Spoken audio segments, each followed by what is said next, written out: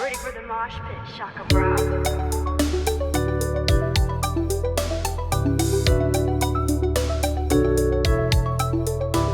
What's up, everyone? Welcome back to StrangeCast, Play One vs. World's Life is Strange fan podcast. This is episode 124, Side B. I am one of your co-hosts, Adnan Riaz. My co-host, Adam Evalt, is here. Evalt, you're here.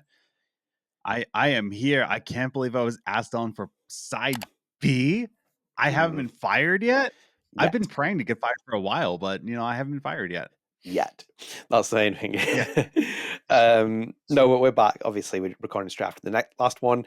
Hopefully, these come out very early in the week. That's my plan to get them out this week. So, we're going to continue on as well. So, before we start as well, if you are new here, please do consider dropping subscribe on the channel, turn notifications, like the video, and share your friends. We're almost at 2,200 subscribers, so if you can subscribe, that's greatly appreciated. And also, StrangeCast is available on all podcast services. Check us out on Apple Podcasts, Spotify. Go and check us out there. Go and download us. Go and rate us. We have 340 plus followers on Spotify. We have over 50 ratings. So if you can support us on there and boost our visibility, that would be great. And you'll get instant access to your podcast episodes as soon as they become available.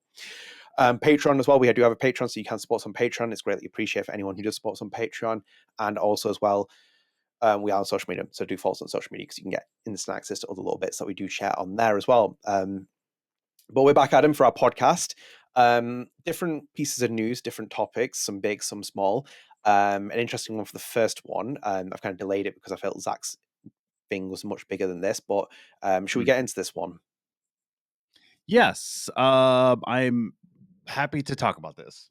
Yes. So I'm going to pull it up here because this is on the Price Field subreddit, which was shared on there. So, as you can see here, it says, in brackets, leak, next game potentially confirmed by French actress of Max. So it says here in a post from Hyper XKO, in a very millennial tag username there. Small Yes. K, big K, small O, small Y, all that stuff. But it says here as well, let me just quickly double check the screenshot. Yeah, we're on the big screen there. So as you can see, first of all, sorry if leaks aren't allowed here. Mods, feel free to delete if there's a problem. I don't know why I read that out. Anyway, hi, in France, a show on Twitch made by a very famous French voice actor, Donald. Do you know what? I wish I could have just covered a show where every single person isn't French. Like, have I got one of these people's names right? I think I got Ruth Radelay's name right. And that was that's not even French, is it? That's just... So I know how to pronounce his name, by the way. I would like to see you pronounce it. Yes, but I need you to pronounce it first. Renu? You did it! Yay! Yeah. Where he invites other voice actors and actresses to talk about their work and stuff. He recently invited Zina... Oh my god. Khakhoulia? This one, you're on your own. Khakhoulia. Yeah, Khakhoulia. I think that's Khakhoulia, yeah. You know what? I think it's this person is forever known as Zina. No last name. Zina, it is. Or Zina. Zina. Zina. Right.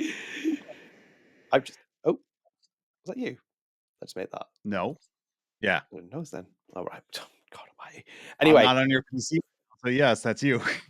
Right. Never mind. There you go. So it says he recently invited Zina, who voiced Max in French in Double Exposure, in a short post on YouTube. She talks about her experience voicing Max. But what intrigued me was the very start of the short. I'll translate. I won't spoil anything by saying you haven't seen the last of the surprises. Of course, take it with a grain of salt. But it sounds like a lot has but it sounds a lot like she's already did some work for the next game. Sorry, if you're wondering why I'm reading all of my head's in two different places. But anyway, I can't confirm the context because the full VOD of the show isn't released yet. Here's a link to the short. And just for context, did I pull up the short? Yeah, I did have it here. So as you can see there on the screen, there is Zina. And there's a clip here, and I feel like it's AI voice or something, or is it auto dubbed or something like that? It just sounds a bit weird. AI dubbed. Yeah, I think it says auto dubbed in the corner as well, so I think it's something like that. But I'm not going to play it for the sake of it. But it is from that, and it does translate across from that. There's Zina saying "we." We. What'd you make of it? I think that's a great T-shirt design. Just Zina on the T-shirt saying "we." That would be a great T-shirt. Yeah. Are we surprised? Like Max Caulfield will return. Like everybody's like, oh my god, she put it out there. There's gonna be another one. I'm like, that was sequel baiting. Like if we're gonna go off of like that sequel baiting is a real thing, like that it was the most textbook definition of a sequel bait that we've ever seen. It would be like, for example, if The Dark Knight happened and Bane turned up instead of the Joker, because you'd be like, hang on a minute, you teased the Joker at the end of the last film. Yeah, exactly. Like, what are we doing? So yeah, no, Max Caulfield will return. They promised us, and here we go. Max Caulfield will return as we see. I think we are all not surprised about it, and like this is just like another like press junket where a lot of people like have to say like, oh yeah, you won't be ready for the surprises in the store if you've ever. I don't think it's a press junket. I think it's a Freudian slip, personally speaking. If it comes across as press. It comes across to me as like a press junket, like in France. France does everything different. They eat snails and they praise a pointy tower. So, French people are just weird. They steal French fries from Belgian people and call it French, but it's actually just Belgian. And French people are just the worst. Yeah. But I think this is just a press junket right here. So I will just say, like, allegedly said this because I don't know French dub or like translation. I can't understand a word she's saying. So like, let's just say that she said this in that context. But I speak French. I'm just saying for the fact, right? Just saying for the fact that we can't like fully translate ourselves. To just point out that she might have just said it. I'm just saying it as a kind of statement. Baguette. Yeah, I don't know. I don't think there's a lot to go off of this. Again, it's another like Reddit feed of just like oh my god, it's sensational. Why are we share this on this? I'm not trying to like downplay this like Reddit thread, but at the same time, like I don't think this is the most shocking news that we. No, it's not. Like they literally told you at the end of the game what happened. Like they told you what happened. This is not like this is not. This is why I've not tweeted about this or shared it. And this isn't news to me. She's not telling me anything that I don't know right now from anything along anything on the lines. There's nothing new here. Like in itself, like she literally just said, like the end of the game says Max Caulfield will return. There has been no unequivocal proof to say that that is not happening. Let me just be very frank with that. In the most blank statement, there's nothing to prove that that's not happening. The first thing that happened was noise on Reddit, people saying that's not happening. That's just and I've seen it so many times. Well, do you know what? I saw it with the Guinness World Records one. People actually saw that. When we posted it, it went quite far to make it. People like companies buy their way into it. Fuck off, do they? Like, are you fucking serious? To whoever it is who posted that, but people carried it over. So I started seeing it during the comment pop up on the places saying, "You buy your way into the Guinness World Records thing." I'm like, right, okay. So if you buy your way into it, why have none of the companies tweeted about it or posted about it? The only one that's happened is a Lara Croft piece, which the Guinness World Records posted themselves, and then everyone picked up after that. Why has no one got a book? Why has no one posted it? It's like, fuck off. Like, don't say stupid statements if you don't know anything. You don't buy your way into the Guinness World Records. There's an editorial at the back of it. It's by a bunch of different journalists and other people. They make the list. So it's like, get a grip. Well, these are the same people. These same people that like say like, oh well, the company's paid for like the good. I'm honestly like, God forbid I enjoy a game. I know it's like, exactly. Oh, they paid. Yeah, did you know? By the way, to all the audience here, it's actually Don't Nod paying us constantly to like uphold their game all the time. Oh, I want to say right now, just full disclosure, we're being paid for because we enjoy Don't Nod games. But there's no other way we could do this. Apologies for my swearing as well, because I just like I hate when people make stupid statements like that, because they just feed it to make their own narrative. So it's the same with this one. People are like, well, the games got cancelled because sales happened. There's no definitive proof of that. There's literally nothing about that. Everyone ran off that comment for the sake of it. It's like they literally told you Max Caulfield will return. You've watched this show multiple times, and we've run you through different little feeds of things like that. Even, for example, Felice Kwan making a quote afterwards. Doesn't matter to get laid off Felice Kwan afterwards. There's literally a team afterwards as well with Deck 9 there. There's still other things that are happening with the studios and stuff like that. There's nothing that's being said here that which is like mind-blowing as news. Like, it doesn't say anything. Like people are just 100%. Jumping. People are just jumping on any kind of like trinket of information just to kind of, make what is going to happen is what's going to happen. It's very clear what the strategy was. We talked about this millions of times. You've seen the Welcome to Caledon University. You've seen all the other stuff that's in the pipeline. There was a plan for this. There was a plan for Yes. this. The entire pipeline of games and Life is Strange, the IP was going down this direction. This is not mind-blowing as it is. The actress has I said guess I something. mean it's just, you know, it's I don't want to say it's a nothing burger, It's but a it's just nothing a burger, plain, Adam. It's nothing burger. Yeah. Of course, it's a nothing burger because they've literally told you what happens at the end of the freaking game. Like, there's nothing, Yes. unless they came outright and said we've cancelled the game after that credit came up, and then the actress has now come out and said it. Then it's a conflictive statement. Then it's news piece. This isn't news necessarily. It is a nothing burger because all she's saying is that, and also all she has to do is like say that's not the context I said it in. It's not the context he said it in.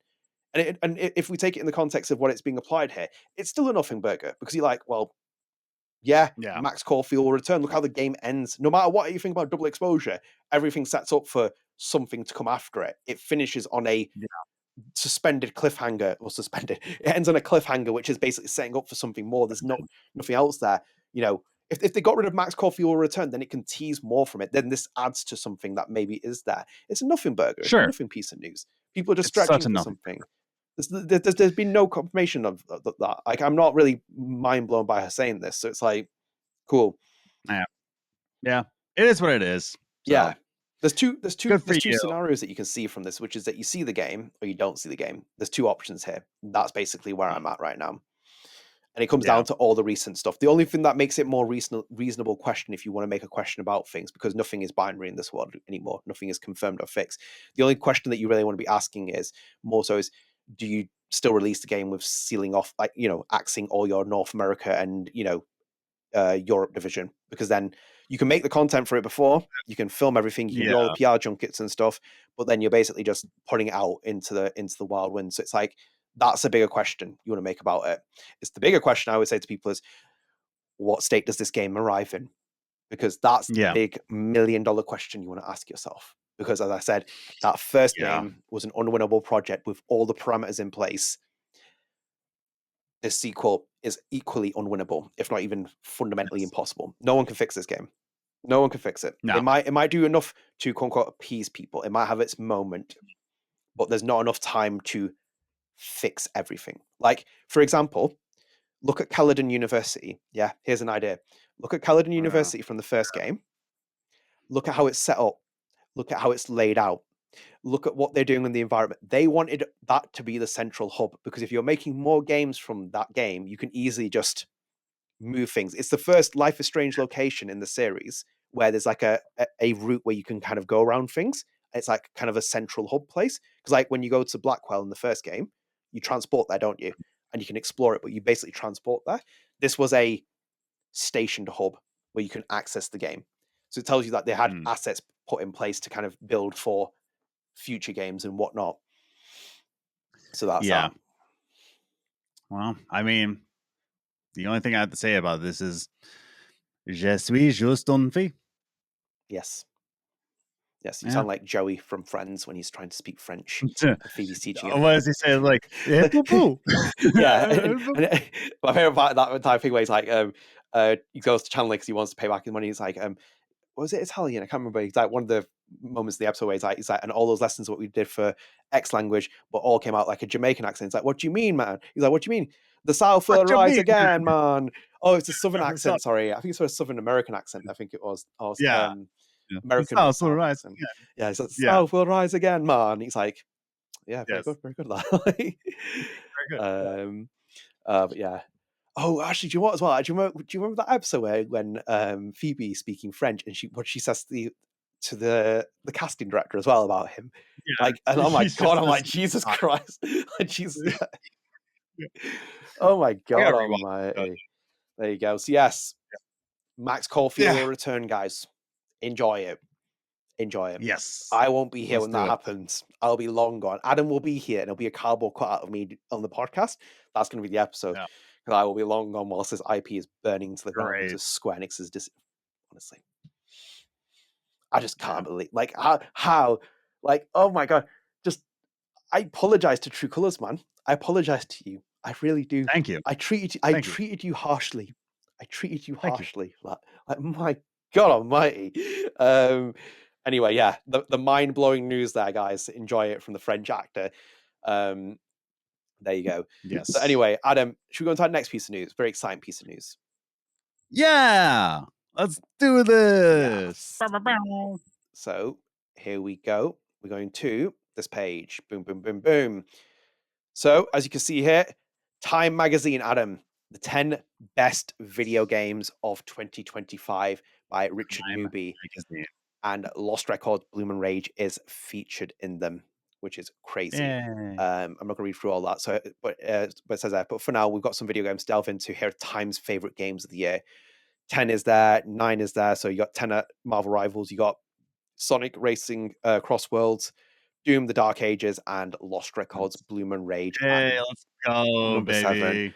So as you can see there, it's got the entire run through. I think I've read through that. There's nothing there, but I think the main part is at the end as well. So it says, again, your choices are everything, and the game changes sometimes significantly. So based on what you say, how you answer, and knowing when to say nothing at all. While not overtly a horror game, Bloom and Rage has a masterful handle on tone and is definitely responsible for some of the most chilling moments I've had this year in gaming. And as you can see here as well, on top of that, the gaffer, Michel, the professional, is here. Michel Coe, the studio creative director at Don't Nod Montreal, Lost Record, Bloom and Rage co-creator and Life is Strange co-creator. But wow, crazy to be ranked at number 7 in Time's best games of 2025, which is very cool. Insane. So yeah, very, very cool. And there's many reactions. What is number 1 on Time? Let's have a look then. What do you think number 1 is? Of course. Man, I'm gonna say for Time, I'm gonna say it's Clare Obscure. Okay. So number 6, we've got Hollow Knight, Silk Song. Number 5, you got Silent Hill F. Number 4 is Split Fiction. Number 3 is Ghost of Yotei. Yotei. Mm-hmm. So we've got Ghost of Yotei. Death Stranding 2 is number 2. Wow, dude. And then of course, Clare Obscure. Let's go, baby. You know what? There you go. Yeah. Number 1, Death Stranding 2 on the beach. Have you played Clare Obscure? I haven't played it, but nothing will ever eclipse Kojima. That's what it is. Buddy. Dog, it's oh my God, it's a masterpiece, dude. It's such a masterpiece of a game. Like, I have a guy who I recommended this game to who does not play turn-based games. He does not play JRPGs like this. Yeah. He said it's like one of the best games he's ever played in his entire life. Got Times Game of the Year as well. They put it there. Yeah. So I'm telling you, dude, it's going to clean sweep at the Game Awards, dude. It's going to clean sweep. But the fact that, like, again, Bloom and Rage is in the same ranks as Death Stranding, as Clare Obscure, as Hollow Knight, like Lost Records, Bloom and Rage is in here in the top 10 of the games of 2025. Blueprints is not in this list, which is crazy for Time Magazine. Blueprints, that's such a Time Magazine kind of game. But Blueprints isn't here. I'm trying to think of anything. Donkey Kong Bonanza is not in here. I don't believe so. Like, that's things. Once again, we have more attention on Bloom and Rage, and this is a good thing on Time Magazine. And we have NPR, we have Time Magazine. It's nominated in the Game Awards. It's time for you, hater of Bloom and Rage, to get on Bloom and Rage. For those who are saying, like, oh, the pace, the pace, you stupid little TikTok iPad baby. Like, come on, the slow pace. It's purposeful, and Time Magazine appreciates it. Maybe it's time for you to get off like your eyeballs of the iPad and actually get into a game that actually knows how to pace itself. How about that? I don't know. Do you know what? Who am I to say? You know what? At least with the Time recognition, like on all the other magazines, there's a lot of lists that are coming out. I imagine there's going to be more. I think this kind of at least is a statement that Don't Nod can make very good games, which, you know, is not that, like, you know, blown away from me, but it's just more about them working with publishers. I think in this market, Don't Nod just needs to work with publishers again, just for people to make that, to promote their games and send them out there. Like, this is the reassuring thing about the Netflix deal for me, because it's like, okay, cool. I'd love for Michel to work with autonomy and have his own will, but, like, you know, at the same time as well, market's market, the place is the place. Like, you know, you need to sell your soul out, you need to sell yourself to, you know, to somewhere to kind of get your game off the ground, and like for them to deal with it. Michel's not a masterful marketer, and even that Don't Nod Montreal team's too small to make marketing on this. Like, again, like Life is Strange's success as well, whilst it had like certain factors that played into it, you know. They paid Time Magazine to be here, just putting it out there. They pay to be here, buddy. That's Come what Luke on. was Like, doing in LA. He walked in with his like briefcase. He was like, "Here's the currency from the stakeholders yeah, to like Time Magazine. He paid for this. They paid to get Kojima in the same list. No, they paid Hideo Kojima to get in the list with Michelle Ko because Michelle Ko's so good. Like we need Hideo Kojima to be in here. So it's like we'll get him yeah. higher up the list because we'll pay for it because that's how we have to do things. It's like just not people who I, enjoyed games that played it and put in to there. quote NF in a track that I can't remember which one it was, but NF once, like, he had a lyrics like basically saying, like, to all the haters that say, like, oh, I got here because of marketing, like, you think you can make better rhymes just because you marketed harder? No. Like, there's just sometimes that, like, marketing money won't get you anywhere. It's marketing, but you have to have a good product, like, to back it up. Yeah. There's so many things there's so many things that, like, try to market itself, like, such as AI crap, like the whole friend necklace thing that's coming out. But, like, you have to have a good product, and I think Time Magazine and NPR recognizes a good product in Lost Records, Bloom and Rage. To be on the same list as Death Stranding and Clare Obscure, you have to be a good game. Yeah. And Lost Records, Bloom and Rage is a good game that's being recognized by notable people such as Jeff Dorito Pope Keeley is recognizing Bloom and Rage. Good for him for having, finally some taste in his mouth, I hope Um, Michelle goes full Joseph Fares with him when he gets the mic. Is that his I don't think he can. F the I Game don't think Awards? he, F Game like, that's Awards. the thing. I don't think Michelle Ko could even get to the Adam Evalt level of hater vibe. Like, he can't. Like, here's the thing about Michelle Ko. He can't handle his haterade, like, at all. Like, he's too much of a good person. He is. Me and Joseph Fares are just broken people, but Michelle Ko is actually a patron saint that's walking amongst Earth. So, unfortunately, we're not going to get that haterade from Michelle Ko. But Michelle, if you need somebody, buy me some tickets to LA. I'll go up there and like, this is my hater. He will translate for me, and I will get on that mic for you, buddy. There you go. There you go. But yeah, very, very cool to see them in Time Magazine. It's deserved. I hope that Bloom and Rage comes back one day in the future, or I hope Lost Records comes back in the future as well. I think it deserves a lot more time, a lot more attention. But equally excited for what they do with Netflix. I think it'll be interesting to see that kind of product. I think you just got to keep an open mind with publishers and making arrangements and stuff. Like, they made games with Square Enix before. I'm sure. I've seen Oxenfree and stuff like that. When in the post Night School Studio situation with Netflix, but I'm hopeful to see something very promising from them in the future with this. But it's very nice to see that at least with 2025, Bloom and Rage getting signed off with some major props from big publications, and Time is up there as well. One day I will be Person of the Year. You'll see me on there, and I will 100% be like, there you go, vindication. Yeah, great. Yes, Also, will be. with you and you'll be in a picture with Gengar. That's what your picture will be. I'll send you a signed copy as well. I'll be like, there you go. That'll be the most Adnan thing as well. I'll be like, there you go. It'll be framed as well. Like, put it in your house. Like, yeah, very, very cool though, nonetheless. So that's that. We got another piece of news which kind of bleeds into Don't Nod Montreal. It's kind of like in there as well, but I thought I'd bring it in. Should we talk about it? Right. Let's go into this other piece of news. Kind of bled it into Bloom and Rage as kind of more of a topical conversation. So I think it's hard to escape this news. In the news, so as you can see here, I'm going to pull up on the screen for people, and I'm moving on to the BBC, and it says Netflix to buy Warner Bros. Film and streaming business for $72 billion. So if you were living under a rock, on the 5th of December, it says Netflix has agreed to buy the film and streaming business of Warner Bros. Discovery for $72 billion, which is £54 billion in a major Hollywood deal. The streaming giant emerged as the successful bidder for Warner Bros. Ahead of rivals Comcast and Paramount Skydance after a drawn-out battle. Warner Bros. Owns franchises including Harry Potter and Game of Thrones, and streaming services HBO Max.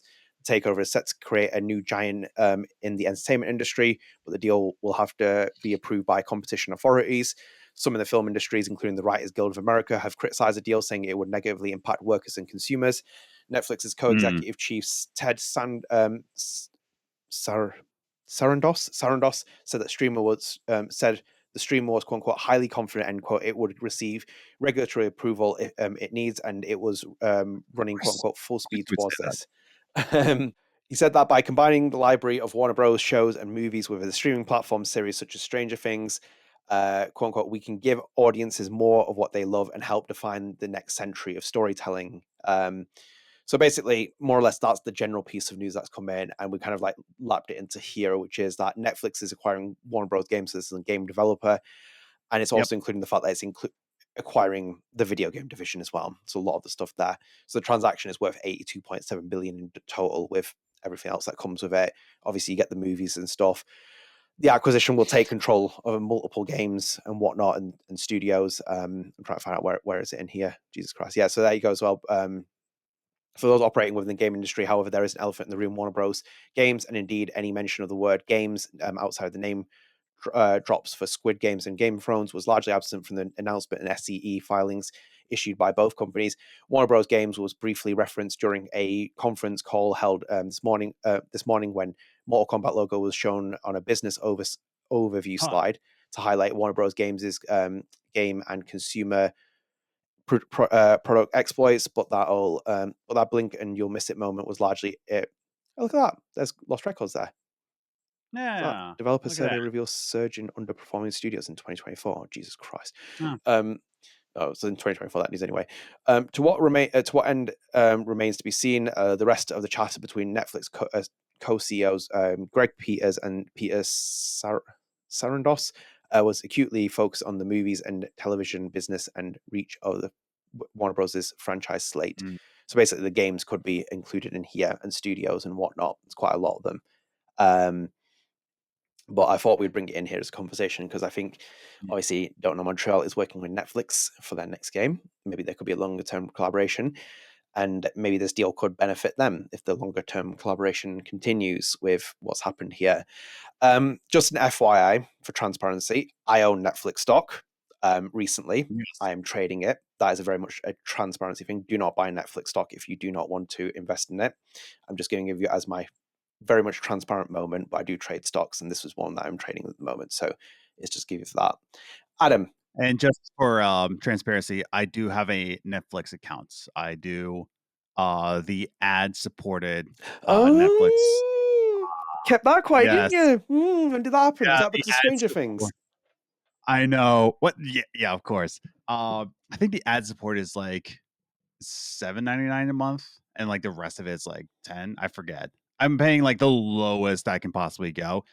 I will say on Netflix's part, for all the other ad supported like platforms, including YouTube, by the way, the free version of YouTube, I'm going to say the ads in Netflix are the least egregious in like all of it. Like Hulu with ads, egregious. YouTube with ads is insanely Do you know, egregious with their ads. when you Yeah. mention that as well, like for transparency, like with YouTube, because the YouTube ones are ridiculous, they keep them at them.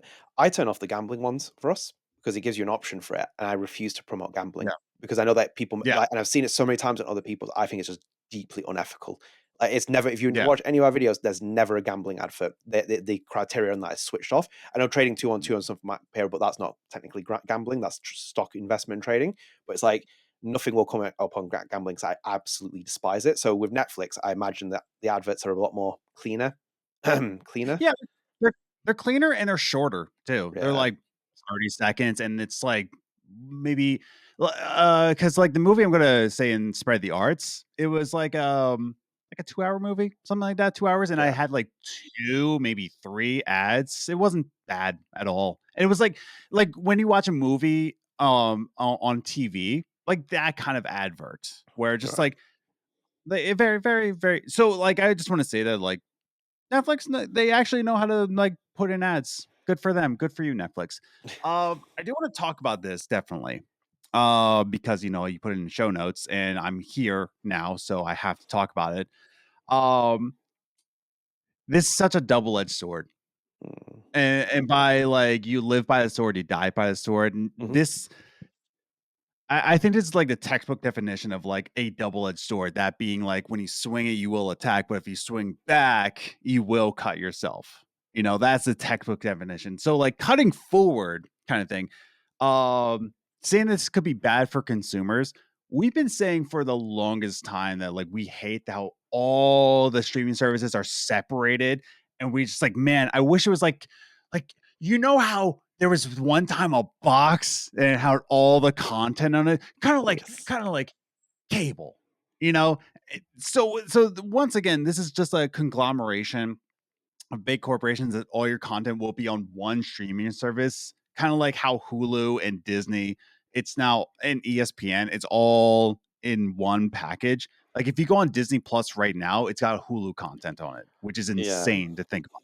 Disney Plus was like the safe bets for kids. But you know, put that aside, for consumers, we've wanted like all our content in one box. And this is that, like HBO coming to Netflix. So the consumer side, great. For Don't Nod, that's just a lot more revenue coming in because people will fund Netflix. They will go to Netflix. That's more money to them, meaning that's more money for Night School Studio. It's more money for Don't Nod Montreal.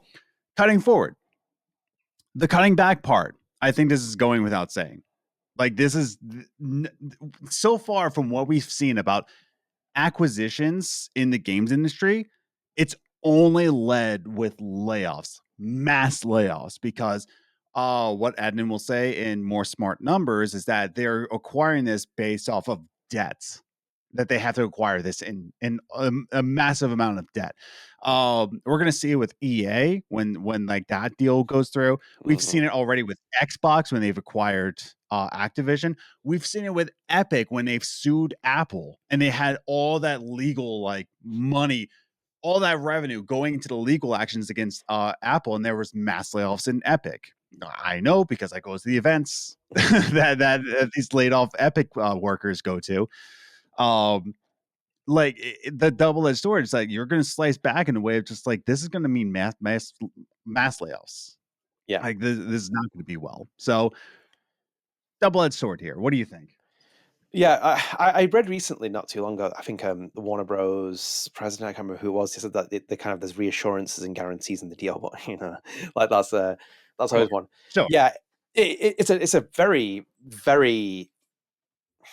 There's a lot of things that could go wrong with this. A lot of good things that can go wrong. So, for example, if the deal is blocked, I think Netflix has to pay $5 billion to Warner Bros. As a collateral kind of like thing. And the same with when it happened with Bobby Kotick, because Bobby Kotick would have won either way with that because that was that with the Yeah, Microsoft deal. Um, I think you can't stop the Netflix machine. I think Netflix has perfected the formula. They just keep growing. They're becoming a behemoth. They are probably eyeing up bigger assets now. So I think, at least in the UK, the news has always been like, where's the soccer games going to go? Where they're going to try and get those onto Netflix platforms, sport events. I yeah. think you've seen Jake Paul and Anthony Joshua and stuff. They're trying to really branch out and get as many subscribers on because there's like a cycle of the average Netflix subscriber and how much money they bring in on a basis when they sign up to it. So I think like they're trying to hook every person into that. It is a double-edged sword. I agree with you because there's a lot that can go wrong with it, a lot that can go bad with it as well. They can create a monopoly from this, which is always the big conversation about that. For game studios, I mean, if they keep making money from other sources, it's going to make funding games like cheap as chips because they'll throw at anything. It'll make a lot of doors open for a lot of developers, I think, because if they really want to Sure. invest in the gaming climate of things, they can try that because then at that point you have money coming. It's that kind of Jusant Well, effect, it's I say with Don't Nod, where it's like, make a yeah, game which makes money, then put it to a love project that you have and make it like that and yeah. with your fan base, then do that. Well, it's kind of it's the same way that a lot of like look at Sony. Like Sony was doing electronics and Mhm. inventing. Uh, did they invent DVDs? Am I wrong on that? They invented like the disc, like the Blu-rays, I think they CD-ROM. invented, didn't they? They invented Blu-rays, but I think they also invented just CDs in general. I'm almost sure. CDs, specifically, you mean? Yeah, yeah. It was Philips either and Sony. Philips and Sony, yeah.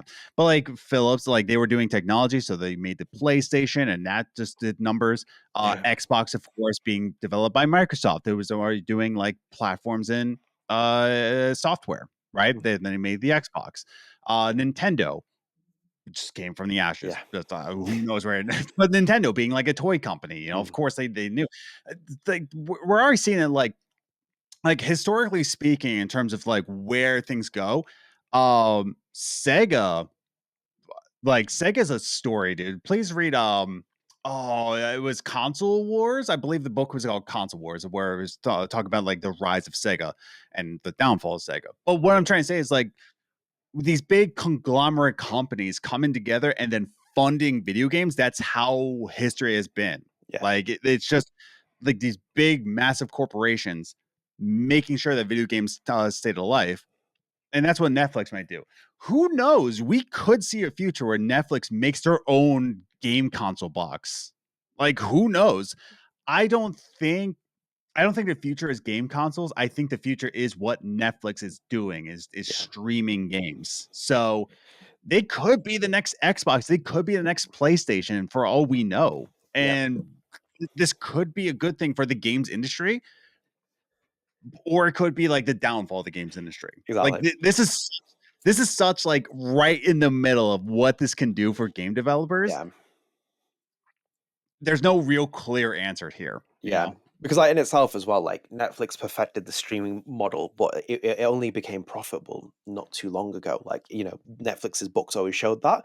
Like they were never going to making tons of money from it. Same with Spotify. The Spotify process was that as well, to make money from it. Like they've only recently started making actual cash revenue money that they were seeing on the books. But it's like with like Xbox, for example, with Games Pass, they've tried for years and they lose money. Like that division is always that kind of like moment where it loses money. There's always conversations about anything with Microsoft stakeholders saying, cut the Xbox division out of this kind of app company, because all it seems to do is just tank numbers and everything. And when you said about like, you know, making something like that, you know, there's even conversation about people saying like Meta should make a phone now because it can rival Apple and stuff. Because it's like, but do you want to go up against a behemoth? Do you really want to go into that market and try it? It's like, those are the kind of risk factors.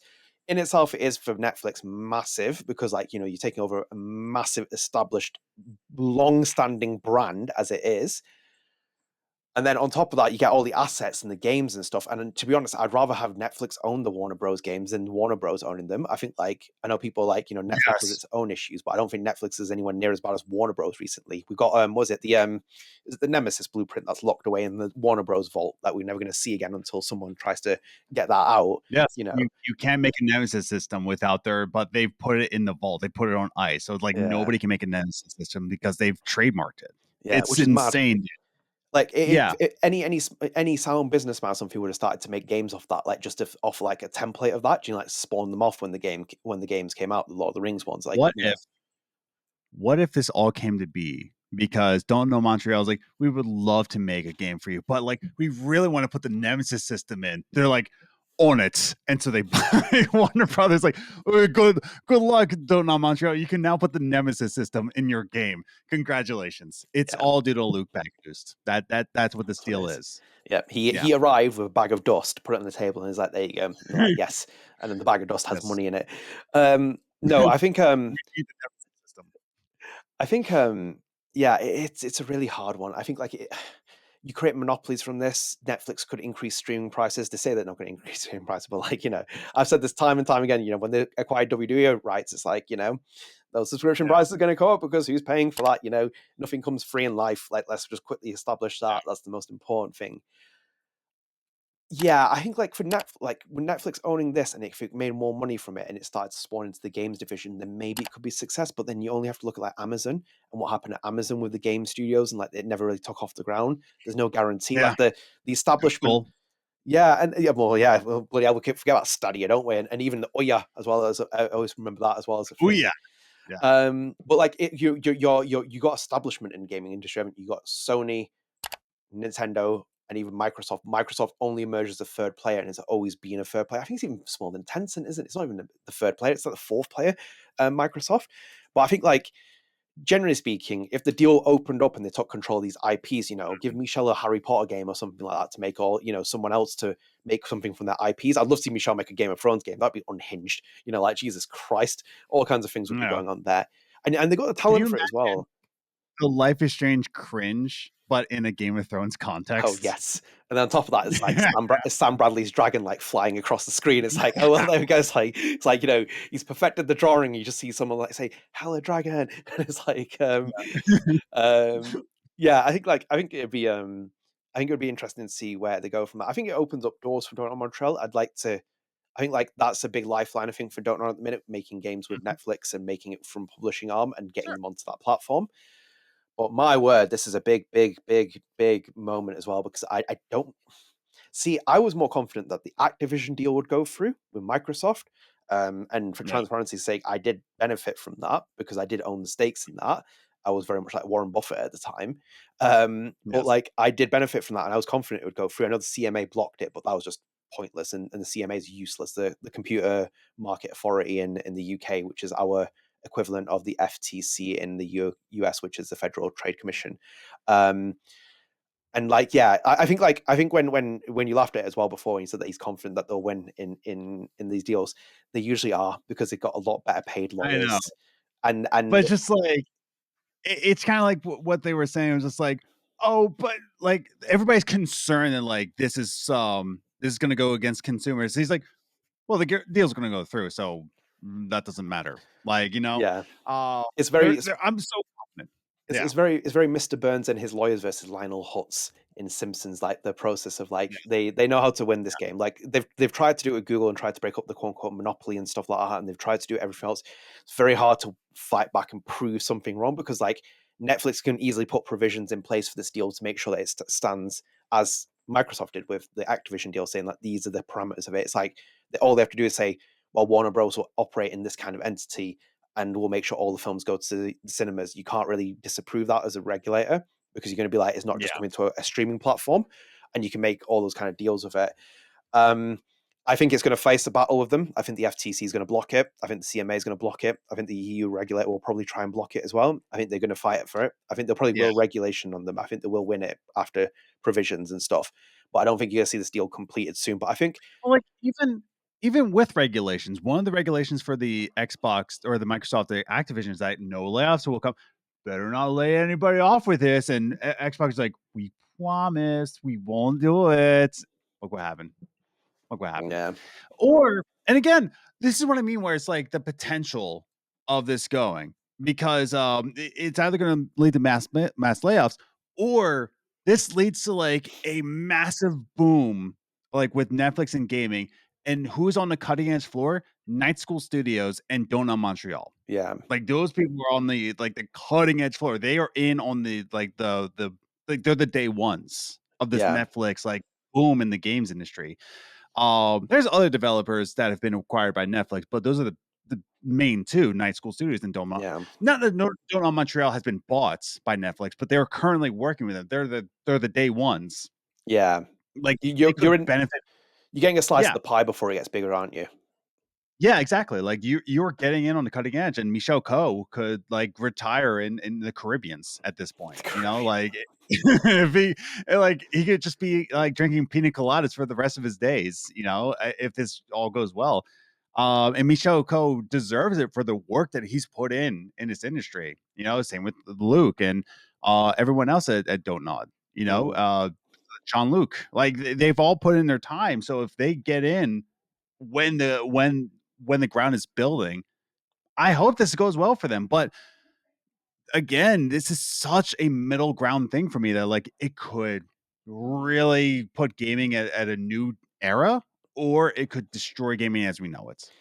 Yeah, it could be anti-consumer. It could be friendly consumer, like in itself as well. Like, you have to think about it. If Netflix doesn't get it, Comcast can get it. Which, I mean, like that's already in itself another thing. And then Paramount can get it, and you're like, is anyone But like, really winning from this situation? Like, at least with Netflix, it seems to want to diversify. I can't just keep making streaming and platforms, and like consumer oh, trends change. Like, we saw that with Blockbuster. Blockbuster ironically had the chance to buy Netflix, and it didn't decide to do it. yeah. But like, I think And they, and to think of it like if the future of games is streaming, who are the masters of streaming content right now?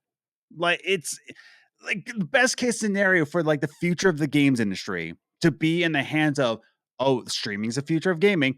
We're Netflix, we know how to stream except for boxing matches, apparently. Because the Logan Paul Mike Tyson one, oh, that was a disaster, dude. That was a disaster. But they're getting it on the ground. So it's just like, if that's the future, same thing, like, oh, game consoles need to be PCs. Steam is coming out with the Steam machine that essentially is going to be a PC powered console. yeah. we're seeing the future like coming to be in a way of just like what we've been predicting it to be. And Netflix going into the games market like this, like you said, like they need to diversify. And the same thing, Microsoft diversified by putting in the games industry. Sony diversified by making a disc and making the PlayStation. But it's just all going to play out to be like they need to diversify to make money to fund other things in their company. It's just how it's going to be. Yeah, and you're right as well. For Don't Nod to be there as one of the first, that's the big thing as well. Like you got to Yeah. be like pally with the friends whilst you can get like the opportunity, and I think it could open up more doors from it. Like Don't Nod's in a position where it's with a lot of the companies in the gaming industry, and they are fighting for survival with everyone else with it.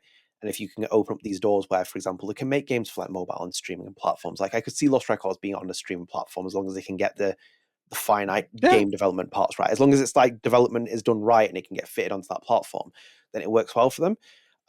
Or even like, for example, like even in an example, because like we've gone down the mocap route and all these other extravagant things. You think about Night School Studios' designs and stuff and the way the game's made. Think about a Don't Nod Montreal game made like that with Michel's art direction and also Sam Bradley's art direction. Very like Life is Strange 1 coded esque and that kind of like formatting. It's like, actually, hang on a minute, it kind of plays into their strengths as well. Like, that kind of game has that stylistic formatting for Yeah. them to make something like that. So, yeah, it's a very hard deal to kind of like even in the position of buying the stakes. It's like Netflix is what $400-500 billion company at the top of my head right now. It's going to leverage a lot of money for this. It doesn't, 80 billion is like a splash in the water for Microsoft or Google or Nvidia or Yes. Meta or any of the Magnificent Seven, well, barring Tesla, but like any of the Magnificent Six that are in there. It's probably like Yeah. well, actually, Netflix is in there. The Magnificent Five, let me rephrase that. The ones that actually have Yeah. tons of money that spin money, they're all right. But it's like with Netflix, this is a big risk for Netflix, this massive risk, because you might get like Yeah. IPs and stuff, but it's like, is this And going to pay off? again, Like, I want people to realize how much 72 billion is. Like we're I was telling Adnan that it's between 72 and 82 billion. Like we're seeing both numbers. So But 72 billion is the buying, and then 82 takes up with the assets and everything else. So that's the full cost, but it's a deal equivalent to $82 billion, which, whew. but 82 billion to put that in perspective, if you want to live for $100,000 for the next 60 years, right? That's $6 million. If you to live off $100,000 per year for 60 years, that's $6 million. There is 1,000 million in 1 billion. 1,000. So to live for the rest of your life, just comfortably, $6 million. But there's 1,000 million in a billion, and now we're talking about 72 billion. Like we're talking about numbers that you can't even like imagine, right? That like that kind of money. So like that kind of money is just floating around like pop, pop, pop, pop, pop. We're just gonna throw out so much money that it doesn't even exist. Like this kind of money doesn't exist with. They're taking out debts for this. It's massive for it's massively could be massively damaging to the economy. There's a lot to this that's just like, oh my god, what are we doing here? Now, would I rather this kind of investment versus investments in AI? I mean, if I had to pick my poison, yeah, I would want this because Michelle Coe gets to have pina coladas, versus AI that nobody gets pina coladas.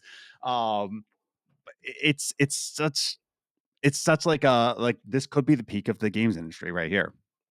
Could be. We'll have to wait and see, but it's a very interesting story. It's kind of like swept Mm, everyone a little bit. So it'll be interesting to see what happens. But yeah, I do think Donald Montreal could benefit from this like longer term. The collaboration extends just beyond one game, for example, and they become like a big night school studio esque kind of like entity for them. Not maybe owned, but like at yeah. least collaboration partner. So we'll have to wait and see. So yeah, we'll wrap up there because that's our last piece of news. So thank you for joining us. We'll move into comment on the podcast and spread the arts as well. And then we'll wrap up here. So Adam, first comment, which Yes. was from DJ Howard 82 from episode 123, Side A. And they said, would some sort of double exposure DLC to continue/conclude its story be a better option rather than a new game sequel of Life is Strange Double Exposure 2? Mm, mm, what? Yes. Yeah. I mean, I think it would be a better I think it would be better for their bottom dollar. Like instead of making a whole new game, like just make it DLC. Um, and it's just more revenue, like right away revenue, and then you could sell. Mm, mm, I because then no, it's such. Here's the thing, and I said this last time with making a double exposure too. You've put yourself in such a hole that like you have to like unless like and people got on me in the comments of saying like no just stick with it like Chloe's dead like you have to stick your cleats in the ground like this is what you did if you want something else then you got to rebrand and you got to reboot at this point that like would some sort of double exposure DLC to continue or conclude the story be a better option? Yeah, because that's less assets that you have to use that's less resources that you have to use to put out a DLC but I think either way, you're kind of screwed. Am I wrong? Well, yeah, you're screwed in both situations because, like, in itself, logistically, the game didn't sell well. It didn't sell well, so Yeah. people would have to buy the game to play the DLC, unless it's an infamous First Light DLC where it's standalone on the storefront or something, and you can buy it like that. Then maybe it would be like that. Um, Yes. but as a sequel, as a DLC, you usually make DLCs to things that are successful or like relatively successful. You can have redemption arcs with. Minerva's Den is an example of that. The game wasn't the best Bioshock 2. It was still a good game. I enjoyed it. It wasn't as good as the first one, but Minerva's Den was the redemption piece for that. And then you have other Yeah. DLCs. Yeah. You have other DLCs which were really successful. So like Far Cry 3's Blood Dragon DLC, which was really successful. And then even like the Fallout 3 expansions were all really popular as well. Um, Usually you make DLC for games which are successful, which like, have a success, and then you can build an extension where people will play them as well. You don't really make it for a game which flopped commercially on every metric, a game that was critically panned, sorry, a game that has struggled to sell numbers, that is really tainted, and then you want people to buy that with the DLC. Unless you release it as a standalone DLC and you present it like that, then maybe. But Yeah. sequel is the mind of game that they're going to try and play with this as well. Like that's the name of the game at this point. Like you have to play that sequel card. Like it's the only thing that saves it. That's because you're tightrope into a corner because the only thing you can save it is either reboot the franchise or make the sequel and try and fix things. Yeah. And you can only fix so much of it because in itself as well, you can jazz up the marketing and you can even mislead the marketing if you wanted to as well. You could be like, here's the marketing, we're setting up things. Oh, Chloe might come back. Oh, she might not come back. Whatever else happens with it, and you can kind of like lure people into a bit more than just making a DLC because people will be like, well, it's just a straight continuation of the crap that we've just eaten. It's like, should I continue this? Yeah, I've seen rumors about it online about a DLC, about people saying that there's a DLC component. As far as I'm aware, I didn't hear Yeah. anything about DLC. I didn't No, hear I anything didn't hear about anything planned. either. I didn't hear anything planned about DLC coming. Like that's as far as I'm aware. Unless I've been thrown out like Yeah. a loop or something, maybe I have. I've just never heard anything Yeah. about that. And again, that's what I know from like at least from my position from that. So it's like, I don't think a DLC is a good idea. I don't think a DLC is a good idea at all. You make a DLC if it's a good game and it's successful. At least you can get people Yeah. involved in it. Even like for example, even DLC stretch DLC is a thing, standalone game. Miles Morales was like that. Spider-Man Miles Morales. It felt like a DLC component thing, but it was a standalone game ish. But it felt like, yeah, we got a popular success here. Let's move people into that game. And like with Life is Strange, like the DLC component has always been small. It's been good in some cases. Farewell was like that.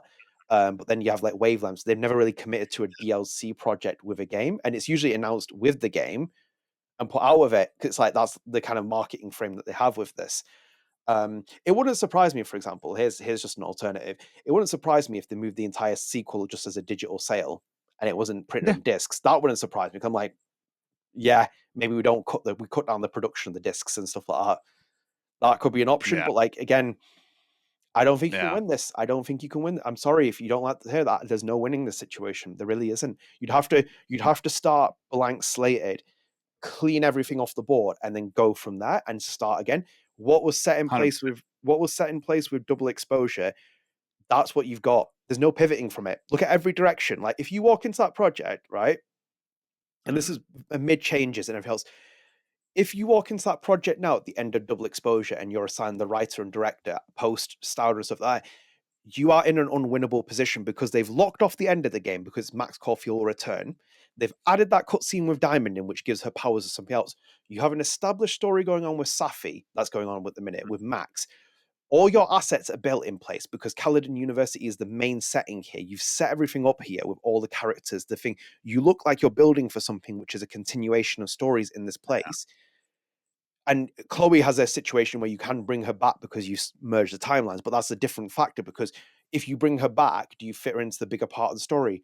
Probably not, because you cause too many problems with that. So every finite parameter of that game, you've basically broken. So at this point, do it as a DLC. Okay, cool. Do it as a sequel. Okay, cool. You're basically unwinnable in both positions. You have a fan base that's going to look at this game being like, why am I going to buy this? This is, for example, right? This is, for example, making another Star Wars film, Star Wars Episode 10, Jesus Christ, Episode 10, off of the heels of The Rise of Skywalker. And do you really think Star Wars fans were going to be galvanated by that? Would it sell at the box there first? Probably, because it is Star Wars, it's much bigger. But that last film left a massive stain in people's mouths. I mean, like proper dirt slop stain in their mouth. And it's like, that's where this one is at, because it's tainted the IP of it. But no, look, IP damage is really bad. Look at Game of Thrones. Game of Thrones has never recovered since that last season. Brand IP is really corrosive. When it gets into your IP, it's game over. Like that's not.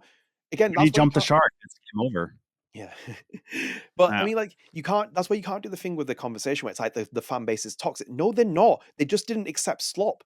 That's it. Like if you like this game, then fine, great. That's on you. But like ultimately, you changed too much here, which like messed up. I was taking a dig at that. I was just like saying it like in the sense of thing. I know. I was just like, that's on you. You like slop. That's on you, buddy. Go to church. Get a counselor. Oh my god.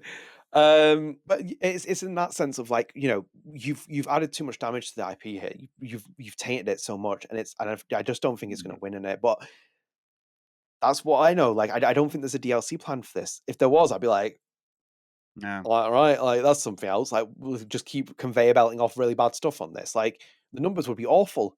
It'd be awful. Like, even more worse for the numbers. It costs money to put it on the storefront to start with. That's what I mean. It's. Like I think you're just screwed either way. You are. Like I think you just need to reboot.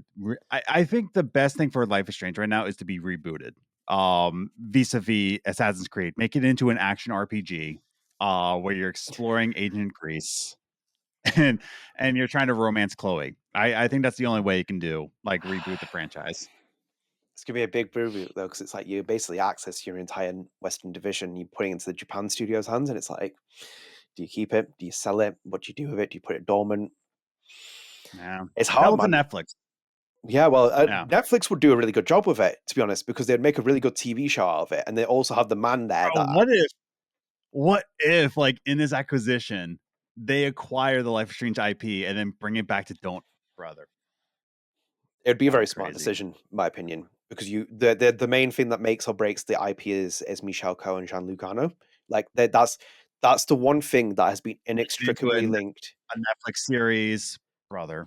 I know we're already doing I know we're already doing a show on Prime. Was it finally announced as? It was a Prime show? Yeah, it was Prime. So it's on Prime. I get that. But however, the Halo series was originally supposed to be on Amazon Prime. I believe Amazon Prime, and then Paramount swooped in. It's like, no, we got this. It's ours now, baby. And then they did what they did. So yeah. See, it would work a lot better for Netflix. So like that's the thing. Like this is why Square Enix has chased lightning in a bottle for years and years. They can't make something without Michel and Jean-Luc. And it's like, I always say that conversation as well, it would be one of the most interesting. Put them in a room. If you sat in a room and you had Zach Garris, Michel Coe and Raoul Barbet, Webb Pickersgill and Chris Floyd, and John Stauder as the game directors of each entry of the Life is Strange franchise, and you looked at each of them and said, what is the DNA of the Life is Strange franchise? You would get 4 different responses from each of them, because that's how different this is. And then if you ask Square Enix, it'd be something completely different. That's where the problem is with the identity. They've never established that. Like Square Enix has this entire thing of like, let's chase this as the idea. It's the powers. And it says, It's not about the powers. It's about the stories. It's about the characters. It's about the personal experiences, the coming of age stories. Michel literally repeated that formula in Lost Records and tweaked it in certain places. It's never about the overarching mystery. It's about the characters.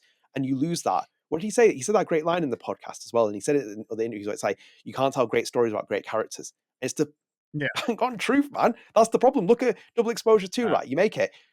Max is holding that game up. There are no other major interesting characters in that game, are there? Like, who else is really standing out in that story in that first game?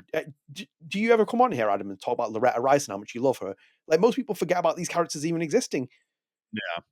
Moses was an okay character. He was enjoyable, but it's like, okay, Safi was... Safi was just the beyond the Nepo baby. They didn't give her enough time to room out of it. Gwen was an interesting character, but Gwen serves her purpose in the story and then disappears. The rest of them are boring, though. They're all bland, average characters. There's no heart and soul in them. There's no kind of like real desire to really want no more of them. I've gone well off the finger here. Speaking of characters, we can go into our side B, which leads right into it. Good characters. Yes, thank you. So this is from H. Bartolsky. It's Bart Al-Skazgai.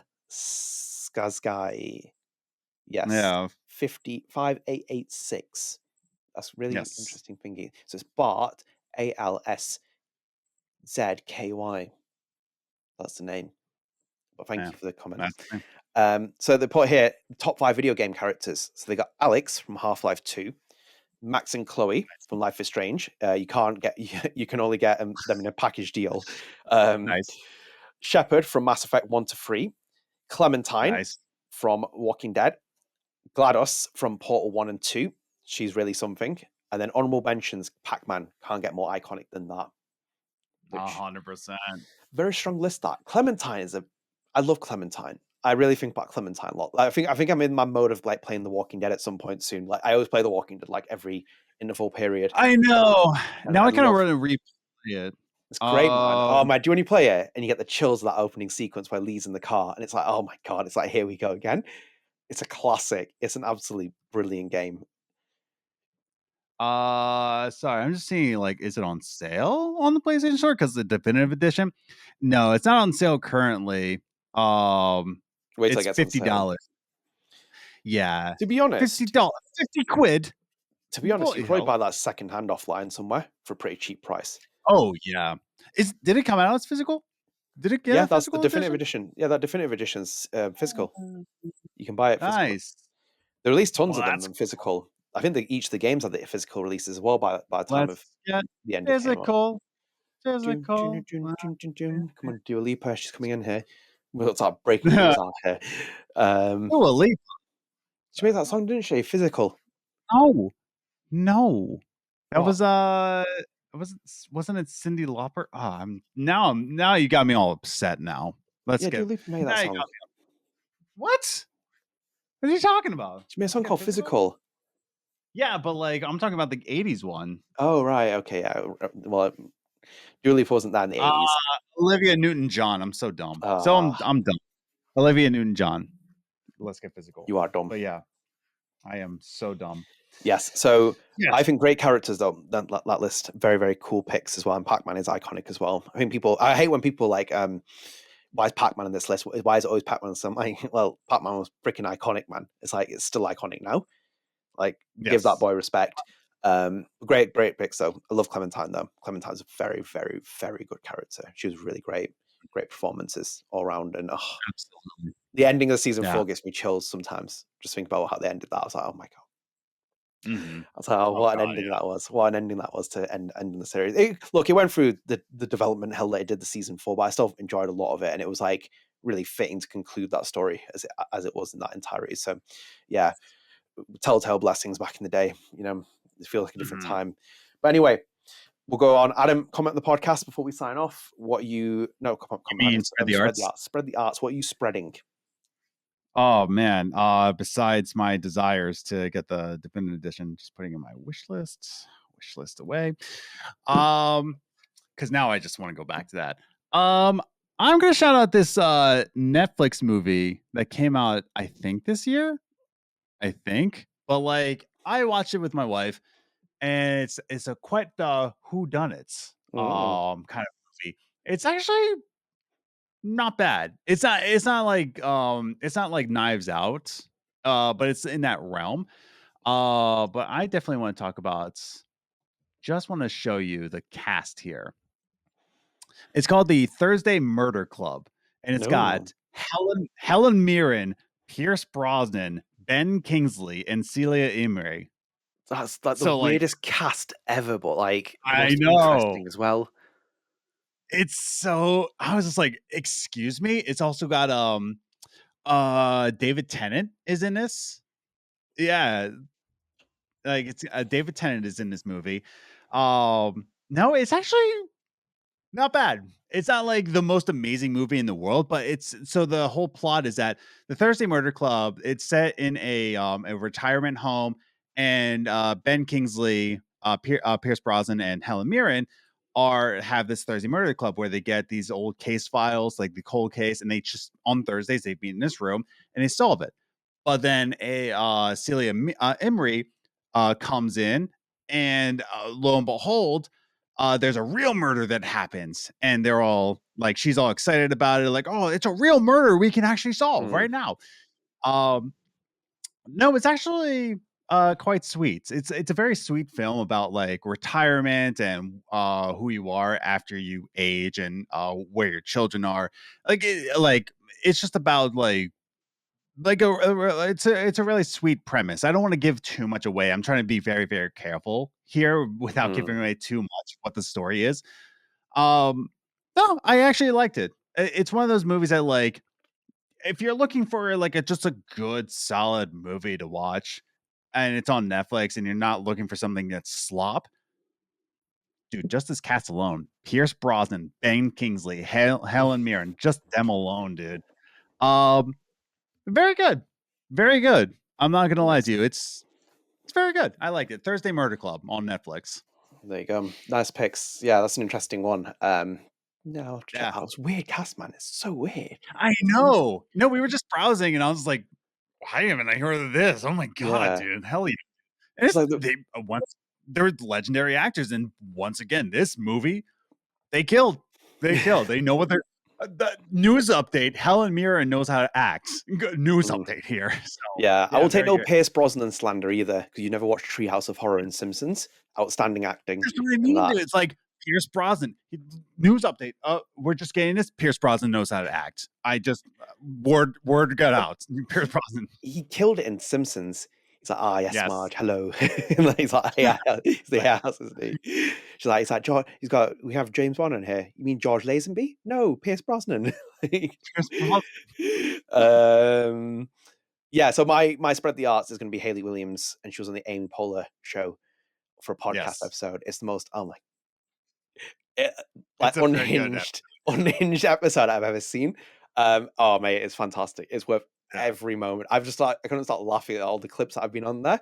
Me and Adam were joking about it before, but like there's just so many moments in there. I mean, like one point she's like, "Can I swear on this?" And it's like, "Yeah, you can swear." It's like, Yeah. "Fight the power, man!" It's like proper thingy. But yeah, I would 100% recommend it. Like she's just Mm, fantastic, and the podcast was hilarious to watch that. She was number 7 on my Apple Music play mm. top artist. I've been devastated by that. I'm Only like, how 7. is number 7? Yeah. I'm like, how the hell is she Mm. number 7 down there? Number Um, 1 was Zed. yeah, of course it was. It's like, was it 6 years running or something like that? It's like on top of that. Yeah, she was number 7, and like I haven't had a chance to like listen to a lot of music on there, but she will be number 1, number 2 next year. Mm. 100%. Paramore was like 6. I was like, that's crazy. They've fallen down there. But yeah, 100% recommend you go and watch that episode of the podcast. It is hilarious. There's so many moments. Like Hayley Williams talking about Gogglebox is like the weirdest thing I've ever like could have imagined in 2025. Yeah. Just didn't expect her to talk about that. I'm like, that's Yeah. strange, but as you will. So yeah, my recommendation is that because she's the best ever. And I would sell Adam for her to be on here instead. So I'm just going to sign off that there. But yeah, Great. thank you for joining us. Thank you for joining us. Wrap up here. So before we go as well, a big shout out to our Patreon subscribers. So we have Kevin Lackner, Sunday, Clare McLoughlin, Jake, Carly, Goldberry, Kevin Kestis, Clarx, MrAnselmi, Spunger, Lost Fan, Paul Groschke, Xavier, and Ashlyn. So thank you so much for your support on Patreon, and you can support us on Patreon, which is always amazing. So yes, we are done here.